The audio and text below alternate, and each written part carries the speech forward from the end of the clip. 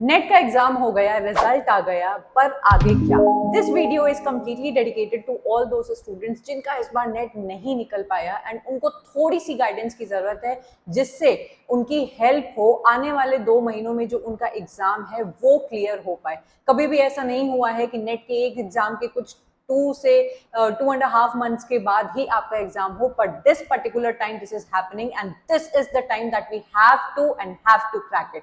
In this video I am going to talk about every practical technique। भाई exam के बाद सब लोग आपको ये तो बोलते हैं कि अपनी वीकनेस के बारे में जानो, अपने स्ट्रेंथ है उसको आप स्ट्रॉन्ग करो, लेकिन प्रैक्टिकली करना क्या होता है ये आपको कोई नहीं बताता है। तो आज हम लोग बहुत ही ग्राउंड लेवल पे ये देखने वाले हैं कि जिन बच्चों का नेट नहीं क्लियर हो पाया, परसेंटाइल इतनी हाई गई है, तो वो किस तरीके से नेट को समझ सकते हैं और अपनी स्ट्रैटेजी को किस तरीके से अब बना सकते हैं ताकि इस बार वाला जो नेट है वो सारे बच्चों का निकल जाए। तो आइए इस वीडियो को स्टार्ट करते हैं। सबसे पहले हम लोग बात करेंगे पेपर 2 के बारे में, जो कि है हम लोग का मेन पेपर। आपको करना क्या है, आपको सबसे पहले तो नेट का एग्जाम देने के बाद सारे सेक्शंस क्लियर हो जाने चाहिए जो यहाँ पे आपको दिखाई दे रहे होंगे, जो आपके पेपर 2 को बिलोंग करते हैं। इन सारे सेक्शंस को देखने के बाद आपको पता होना चाहिए कि इसमें से कौन सा ऐसा सेक्शन है जो मेरा बहुत अच्छी तरीके से क्लियर है, उसको आपको पिक करना है and with in 1 days and with in 2 days आपको इसको रिवाइज करना है। नाउ अब आप सोच रहे होंगे कि अरे मैम बहुत बार रिवाइज किया हुआ है, आप कुछ अलग बताइए। तो अलग में मेरी जो स्ट्रैटेजी है वो सच में बहुत अलग है एंड इफेक्टिव है एट द सेम टाइम।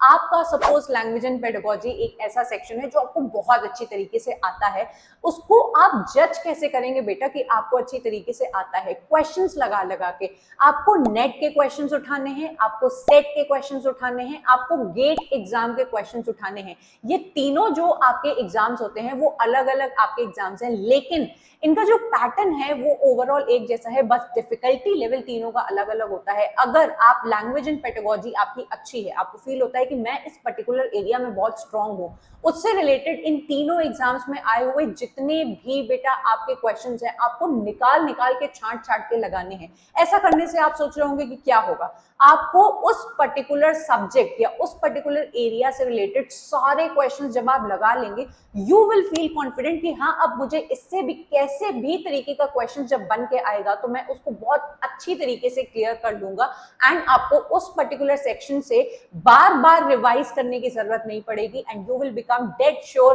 आप क्या हो जाएंगे कि बहुत अच्छी तरीके से आप कॉन्फिडेंट हो जाएंगे कि हाँ मेरा ये वाला सेक्शन प्रिपेयर हो गया है। दूसरी चीज जो आपको फिर आगे बढ़नी है कि जब आप ये सारे सेक्शंस जो आपके बहुत ही पक्के हैं, आपको बहुत अच्छी तरीके से आते हैं, उसको जब आप कर लेंगे आप जाएंगे अपने वीक सेक्शंस के ऊपर। अब आप बोलेंगे कि मैम वीक सेक्शंस को जज करने का या फिर तैयार करने का क्या तरीका होगा? ठीक इसकी तरह उल्टा, जिस तरीके से आपको पहले जो आपके स्ट्रॉन्ग सेक्शंस है उसका आपने सारा कंटेंट पढ़ के क्वेश्चंस जब आप लगा लेंगे तो वो हो जाएगा पक्का। दूसरी तरफ आप जब अपने वीक सेक्शंस को बेटा आप उठाएंगे एंड अपना जितना टाइम बचा है उसके अकॉर्डिंग अगर काम करने की स्ट्रैटेजी मुझसे पूछेंगे तो मेरी स्ट्रैटेजी ये रहेगी कि आप उन सेक्शंस के सारे क्वेश्चंस को पहले उठाएं और फिर बाद में कंटेंट को उठाएं। जैसे कि जॉन मिल्टन अगर आपको पढ़ाई करनी है कि जॉन मिल्टन से क्या क्या आया है, मैं इसको पूरा पढ़ाई करता हूं, तो आप क्या करेंगे कि जॉन मिल्टन का आप पूरी बायोग्राफी पढ़ेंगे, उसके सारे वर्क्स पढ़ेंगे, उसकी कितनी पोएम्स थी, कितने सारे उसके एसेज थे एंड इन सारी चीजों में आप डिवाइड करेंगे। आपके लिए ज्यादा बेनिफिशियल तब होगा जब आप जॉन मिल्टन से आए हुए सारे क्वेश्चंस को एक जगह क्लब करेंगे और देखेंगे कि इससे किस टाइप के क्वेश्चंस बनते हैं। ऐसा करने से आपको एग्जैक्टली पता होगा बेटा कि मुझे जॉन मिल्टन को किस क्राइटेरिया के थ्रू कवर करना है। क्या मुझे उसका ये वाला पर्टिकुलर वर्क डेप्थ में पढ़ना है क्योंकि उससे क्वेश्चंस आए हैं, या फिर मुझे ये वाला इसका काम सिर्फ ऊपर ऊपर से जानना है क्योंकि इससे क्वेश्चंस कभी आए ही नहीं है। तो क्वेश्चंस बेटा आपकी बहुत ज्यादा मदद करते हैं ये जज करने में कि आपको जो आता है वो कितना आता है या फिर आपको जो पढ़ना है वो कैसे पढ़ना है।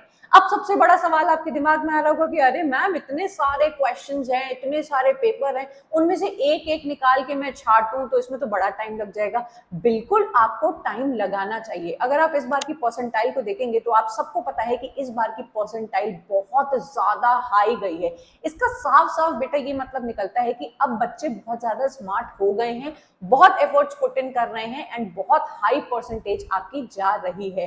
तो ऐसे में अगर आप बहुत ही इजी रास्ता चुनेंगे, बहुत ही इस तरीके से लेजी होकर काम करेंगे तो आपका नेट या जेआरएफ कभी भी क्लियर नहीं हो पाएगा। I am sorry, I am being blunt, लेकिन यही सच्चाई है। I want my students to be independent. I am not asking you कि आओ भाई मेरा कोर्स खरीदो एंड मुझसे ही पढ़ो तभी जाके आपका होगा, नहीं।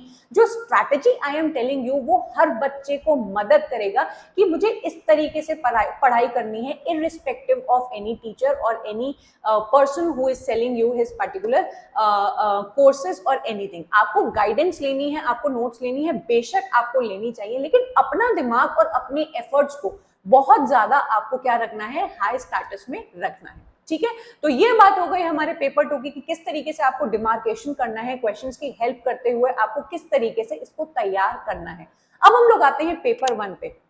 आपको लग रहा होगा कि मैम पेपर 1 तो और भी ज्यादा वास्ट है, उसमें क्या पढ़ें और क्या ना पढ़े समझ में नहीं आता है, और अगर हम लोग पेपर 1 पढ़ते हैं तो हमारा पेपर 2 बहुत बुरी तरीके से लैग करता है। एंड अगर पेपर 2 को देखते हैं तो पेपर 1 में अच्छे मार्क्स नहीं आ पाते। इसका यही तरीका है, पेपर 1 बहुत वास्ट है बेटा, तो उसको करने का ये तरीका होगा कि आपको सारे सेक्शंस में से जो पक्के पक्के सेक्शंस हैं वो अच्छे से प्रिपेयर करके जाने हैं। जो मोस्ट रिपीटेड कॉन्सेप्ट्स होते हैं, जो हर साल हर शिफ्ट में रिपीट होते हैं, मेरे भी बहुत सारे वीडियोस पेपर 1 में आने वाले हैं जो आपकी इसमें हेल्प करने वाले हैं, तो I am definitely going to help you all. लेकिन बेटा खुद से अपना दिमाग लगाना स्टार्ट कर दो, क्वेश्चंस पेपर के साथ दिन रात क्वेश्चन पेपर्स को लेके बैठो ताकि आपको एग्जैक्टली पता हो।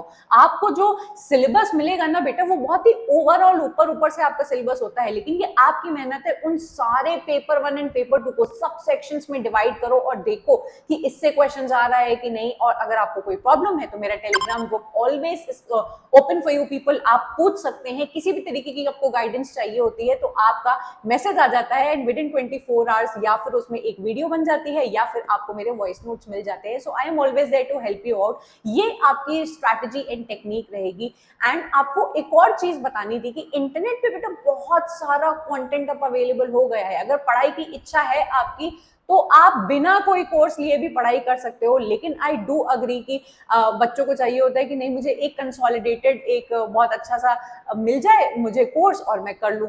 आपकी जैसी मर्जी हो आप उसको करो, लेकिन ये जो क्वेश्चन पेपर एनालिसिस है ये आपकी हेल्प करेंगे ना सिर्फ ये जानने में कि भाई आपने जिससे कोर्स खरीदा वो आपके काम भी आ रहा है या नहीं। आप क्वेश्चन पेपर से मैच करिए कि क्या आपको अपडेटेड चीज पढ़ाई जा रही है या फिर पुराने जमाने का जो आ रहा है उसी को ही घिसा पिटा आपको पढ़ाया जा रहा है।